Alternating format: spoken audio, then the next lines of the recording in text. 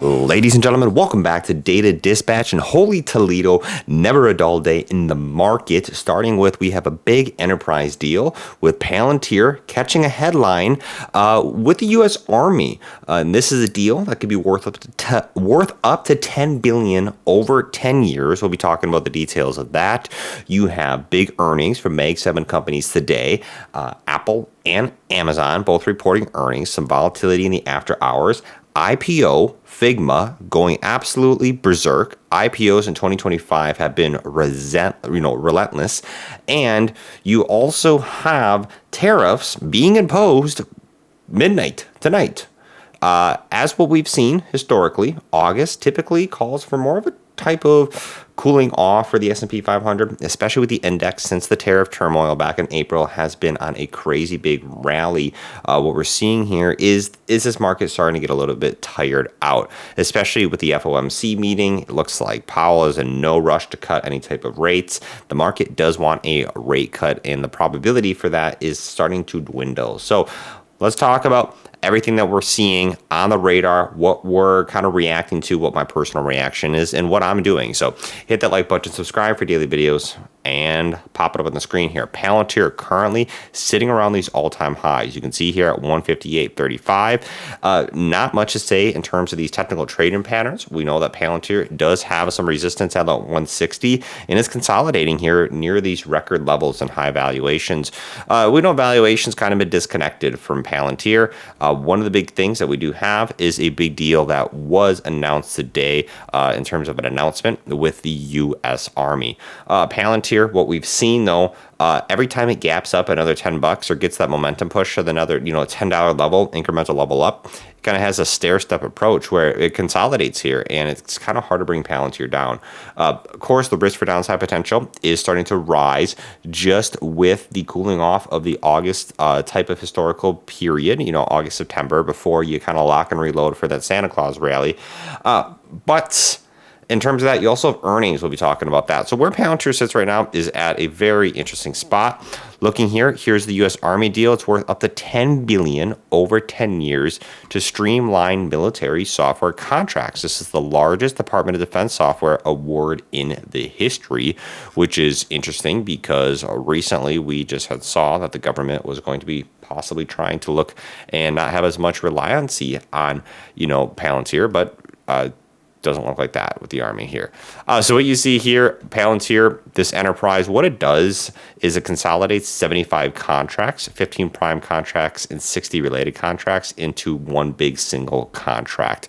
Basically saying that this enterprise agreement represents a pivotal step in the Army's commitment to modernizing the capabilities while being fiscally responsible, trying to streamlining procurement process and leveraging enterprise level discounts. So taking all these contracts, consolidating it into one single contract. That's the big thing that's happening here. In terms of the, up to 10 billion, that also is subject to, I guess, some uncertainty there because it's up to 10 billion over 10 years. So we'll see what actually gets awarded.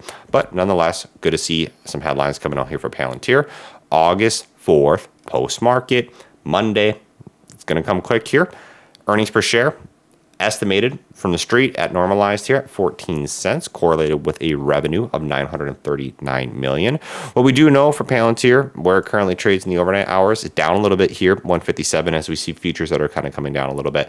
One of the big things about their earnings, we've talked about this before, we do know that they are priced for perfection, meaning that their expectations are they're expected to always come in out here and smash earnings. And they have done that historically. It's just the first time, when is Wall Street going to set the bar too high where, they're either just right at, they're in line, slightly miss some type of things. If guidance isn't the best, that's where you could see Palantir that could have a pullback. Looking at, support levels, Palantir has a lot of support at the 120s, 130s. So pullback here, just look at where Palantir's price is compared to just a few years ago. They were talking about it. Any long-term bull has been a winner on this stock. So that's where that's at. Talking about the tariffs being right here. U.S., you can see 20%, 19%, 19% on Taiwan, Cambodia, Thailand. Interesting to see here, 19%. And then all of a sudden Switzerland gets 39%. what did Switzerland do? I don't know. Someone put that down in the comments. I'd like to know what pissed off Trump to set a 39% tariff on Switzerland. But nonetheless, what a great way to kick off a Friday, and for August 1st too, kicking us off in the month here. What you see here is the SPY kind of coming down at 631. SPY was just here at 640 after we had Meta that came out with some crazy big earnings. And now kind of sitting here with Amazon and Apple. You also have Microsoft that had really good earnings, help bring the SPY up here to 640. Closing in the red, we're starting to see it close slightly in the red, some losing streaks coming out here for the S&P 500 index. What you see here, stock futures are kind of slipping. We also have a big jobs report that will be coming out tomorrow.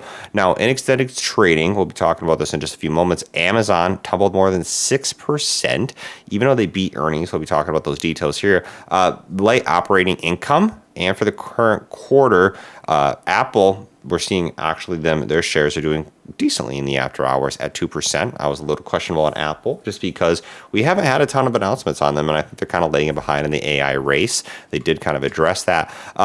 Well, you also have the reciprocal tariff deadline, like I just talked about before. You have those being issued right here. We're seeing the third straight losing day for the S&P 500. And historically, what we talked about, with this jobs report, reading is expected to show a slowing labor market. So if that comes in line for a slowing labor market, these are a lot of catalysts that are kind of combining together. Of course, the reciprocal tariffs that could push the S&P 500 index down a little more. Where it sits at right now is 6339. What we have seen is multiple tests and resistance at that 6400, and we just haven't seen a lot of breakthroughs at that 6400. Opening up here, if we see the S&P 500 get to 6,300, if it falls below 6,300, that's where I'll probably be. I've already kind of removed a lot of leverage. I don't have any leverage in terms of the bullish direction, just because we do have a decent amount of risk for downside potential. And why not just sit on the sidelines if I don't have to worry about it to possibly get some better entries on these different type of positions that I want to take just in terms of trading. Where Amazon sits right here, like I said, announcing Q2 earnings above Wall Street expectations, better than expected, and Q3 guidance. So, Amazon selling off here in the after hours, down $15 at 218 right now. I'm pretty bullish on Amazon in terms of the long term. So if this correlates and kind of joins with the pullback that we do see, if we get that, of course, I'm talking about that, but that could not necessarily happen. This is a very interesting market with a lot of political influence in this market. So we'll see what happens. But Amazon here, in terms of after the bell on today, beating the top and the bottom lines and offering better than anticipated Q3 guidance. You can see here between 174, 179 billion. You see what the analysts are expecting right here. And the shares were also following the report as the web services performance failed to live up to the hype that was built up by Google, Microsoft, and Q3 operating income coming in here at 15.5 billion to the 20.5 billion. So this big thing right here is why we're kind of seeing that sell-off in Amazon. But in terms of their robotics play, their e-commerce business, their web service, in terms of cloud, I am very bullish on Amazon long term. So if the market is going to give me a cheaper price because of that kind of thing in the earnings report right there, then I guess let it be. But as soon as that finds a bottom, Amazon's going to start looking more attractive to me.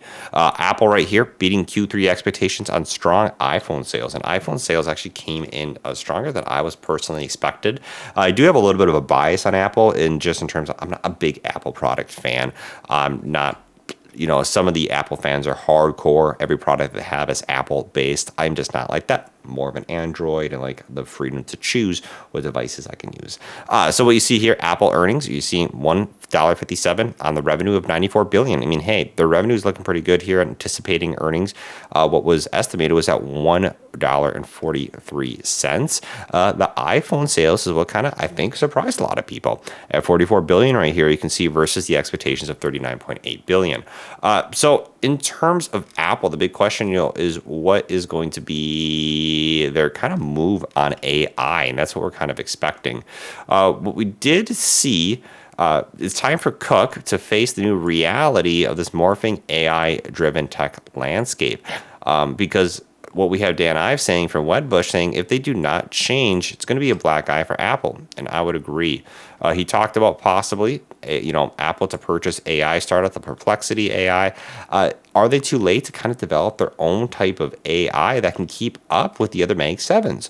Talking about Amazon and Meta, their AI, looking at, I know Tesla, X's, you got Grok, even though that's X.ai, that's not actually Tesla, but, all related to Elon.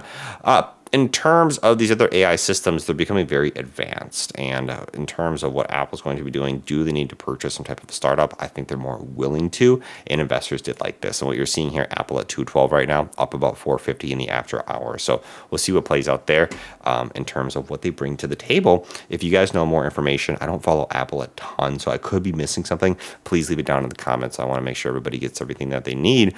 In terms of everything that they need, the people that requested Figma shares did not get everything that they need. What we know with Figma, a lot of people on Robinhood just got allocated one share. You can see this was definitely mispriced. That IPO opened up at like $33, popped up here to 110 at $143. Like I said, a lot of people only were able to get one share. I don't have any Figma shares. And if I probably did want to request any shares from the IPO, I probably only would have gotten one like a lot of other people. So not really mad that I missed out on this. Figma, it's crazy here what this run-up is. We'll see when this cools off here because it's absolutely ridiculous right now. And I, had already saw that there's an ETF that's being filed for a Figma 2x leverage. So these are big signs of a toppy market, in my own personal opinion, in terms of the ETFs that we're seeing with crypto and some of these treasuries that are also buying, NFTs to help, in these treasuries that are on, public tickers. Those are signs of market toppiness. So if we get a little bit of a cool pullback right here, that's what I'll be sitting on right now, not leveraged on anything in the short-term bull side. Long-term, though, I'm talking like end of year 2026, still very bullish on the whole AI and, revolution, what this new revolution is going to be. So just waiting for better entry points in terms of trading, but, long-term portfolio, just DCing and hanging out. Peace out. Take care. I'll catch you guys later.